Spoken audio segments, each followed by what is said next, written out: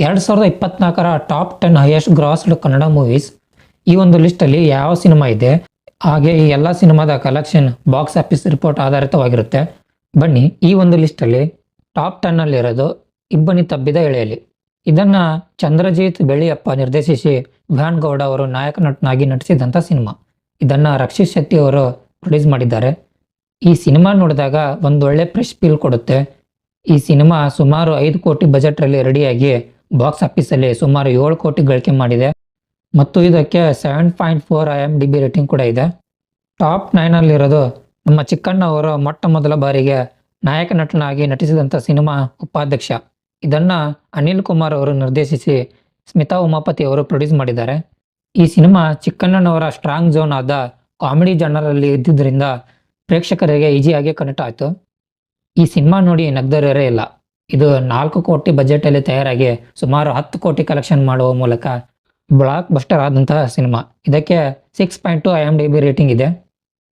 Top 8 ಅಲ್ಲಿರೋದು ಯುವ cinema. ಇದನ್ನ ಸಂತೋಷ್ ಆನಂದರಾಮ್ ಅವರು ನಿರ್ದೇಶಿಸಿದ್ದಾರೆ.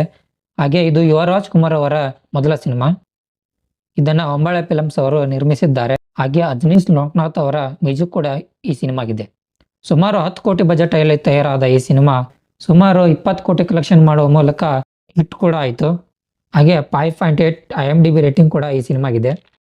ಟಾಪ್ 7 ಅಲ್ಲಿರೋದು ಕೃಷ್ಣಂ ಪ್ರಣಯಸಖಿ. ಇದನ್ನ ಶ್ರೀನಿವಾಸ್ ರಾಜು ಅವರು ನಿರ್ದೇಶಿಸಿ ಗೋಲ್ಡನ್ ಸ್ಟಾರ್ ಗಣೇಶ್ ಅವರು ನಾಯಕ ನಟನಾಗಿ ನಟಿಸಿದಂಥ ಸಿನಿಮಾ. ಇದನ್ನ ಶರತ್ ಭೋಜರಾಜ್ ಮತ್ತು ಪ್ರಶಾಂತ್ ಜಿ ರುದ್ರಪ್ಪ ಅವರು ಪ್ರೊಡ್ಯೂಸ್ ಮಾಡಿದ್ದಾರೆ. 2024ರ ಮ್ಯೂಸಿಕಲ್ ಹಿಟ್ ಸಿನಿಮಾ ಅಂದರೆ ತಪ್ಪಾಗಲ್ಲ. ಈ ಸಿನಿಮಾಗೆ ಅರ್ಜುನ್ ಜನ್ಯ ಅವರು ಮ್ಯೂಸಿಕ್ ಮಾಡಿದ್ದಾರೆ. ಇದು 10 ಕೋಟಿ ಬಜೆಟಲ್ಲಿ ತಯಾರಾಗಿ ವರ್ಲ್ಡ್ ವೈಡ್ 25 ಕೋಟಿಗೂ ಹೆಚ್ಚು ಕಲೆಕ್ಷನ್ ಮಾಡುವ ಮೂಲಕ ಸೂಪರ್ ಹಿಟ್ ಆದಂಥ ಸಿನಿಮಾ. ಇದಕ್ಕೆ 7.5 IMDb ರೇಟಿಂಗ್ ಕೂಡ ಇದೆ. ಟಾಪ್ 6 ಅಲ್ಲಿರೋದು ಧ್ರುವ ಸರ್ಜಾ ಅವರ ನಟನೆಯ ಮಾರ್ಟಿನ್ ಸಿನಿಮಾ. ಇದನ್ನ AP ಅರ್ಜುನ್ ಅವರು ನಿರ್ದೇಶಿಸಿ ಉದಯ್ ಕೆ ಮೆಹ್ತಾ ಅವರು ಪ್ರೊಡ್ಯೂಸ್ ಮಾಡಿದ್ದಾರೆ. ಈ ಸಿನಿಮಾ ಮೇಲೆ ತುಂಬಾ ಎಕ್ಸ್ಪೆಕ್ಟೇಷನ್ ಇತ್ತು, ಆದರೆ ಸಿನಿಮಾ ರಿಲೀಸ್ ಆದಮೇಲೆ ಜನರ ಮೆಚ್ಚುಗೆ ಪಡೆಯೋಕ್ಕೆ ಆಗಲಿಲ್ಲ. ಸುಮಾರು 80 ಕೋಟಿ ಬಜೆಟಲ್ಲಿ ತಯಾರಾದ ಈ ಸಿನಿಮಾ ವರ್ಲ್ಡ್ ವೈಡ್ 27 ಕೋಟಿ ಕಲೆಕ್ಷನ್ ಮಾಡುವ ಮೂಲಕ ಡಿಸಾಸ್ಟರ್ ಕೂಡ ಆಯಿತು. ಈ ಸಿನಿಮಾಗೆ 2.3 IMDb ರೇಟಿಂಗ್ ಕೂಡ ಇದೆ.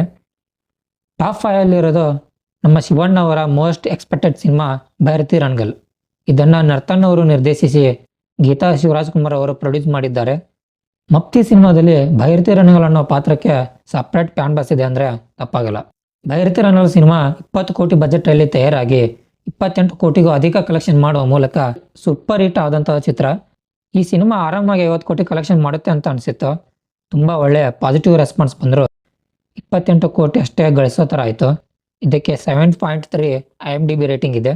ಟಾಪ್ 4 ಅಲ್ಲಿರೋದು ಸ್ಯಾಂಡಲ್ವುಡ್ ಸಲಗ ವಿಜಯ್ ಕುಮಾರ್ ಅವರ ಭೀಮಾ ಸಿನಿಮಾ. ಸಲಗ ಸಕ್ಸಸ್ ಆದಮೇಲೆ ಮತ್ತೊಮ್ಮೆ ಡೈರೆಕ್ಷನ್ ಕ್ಯಾಪ್ ತೊಟ್ಟು ನಿರ್ದೇಶಿಸಿ ನಟಿಸಿದಂಥ ಸಿನಿಮಾ.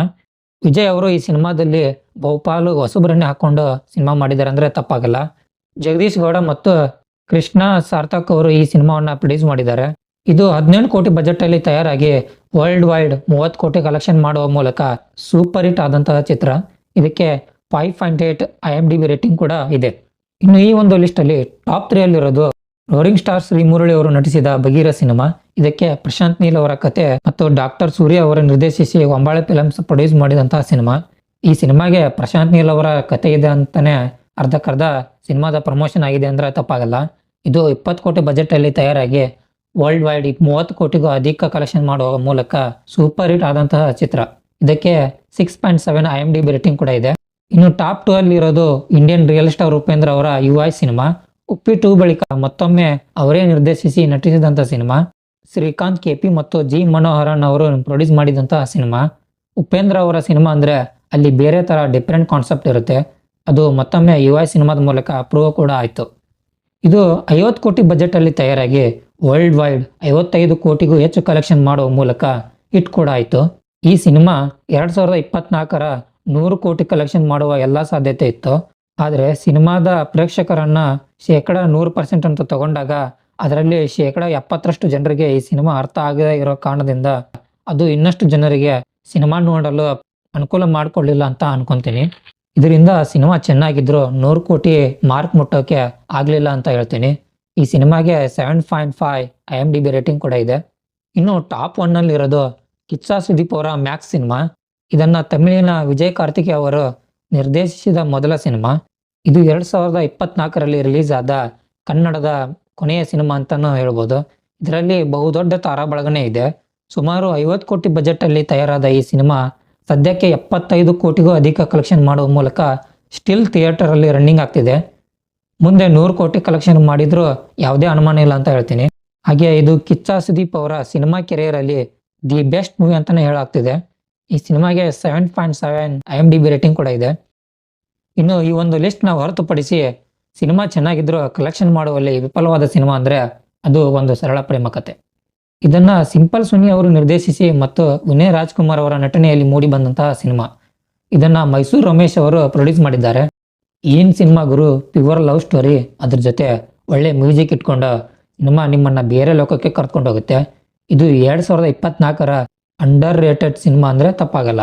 ಇದು 2.5 ಕೋಟಿ ಬಜೆಟ್ ಅಲ್ಲಿ ತಯಾರಾಗಿ ಸುಮಾರು 4 ಕೋಟಿ ಕಲೆಕ್ಷನ್ ಮಾಡಿ ಹಿಟ್ ಆದಂತಹ ಸಿನಿಮಾ. ಇದಕ್ಕೆ 7.5 IMDb ರೇಟಿಂಗ್ ಕೂಡ ಇದೆ. ಸೊ ಇದಾಗಿತ್ತು 2024ರ ಕನ್ನಡ ಸಿನಿಮಾ ಕಲೆಕ್ಷನ್ ಬಗ್ಗೆ ನನ್ನ ಒಂದು ಸಣ್ಣ ಪ್ರಯತ್ನ. ಇನ್ನು ನಿಮ್ಗೆ ಯಾವ ಸಿನಿಮಾ ಇಷ್ಟ ಆಯ್ತೋ ಅದನ್ನ ಕಮೆಂಟ್ ಅಲ್ಲಿ ತಿಳಿಸಿ. ಹಾಗೆ ಈ ಒಂದು ರಿವ್ಯೂ ಇಷ್ಟ ಆಗಿದ್ರೆ ಲೈಕ್ ಮಾಡಿ, ಇಲ್ಲ ಖಂಡಿತವಾಗಿಯೂ ಡಿಸ್ಲೈಕ್ ಮಾಡಿ ಅಂತ ಹೇಳ್ತಾ ಮತ್ತೆ ಸಿಗೋಣ.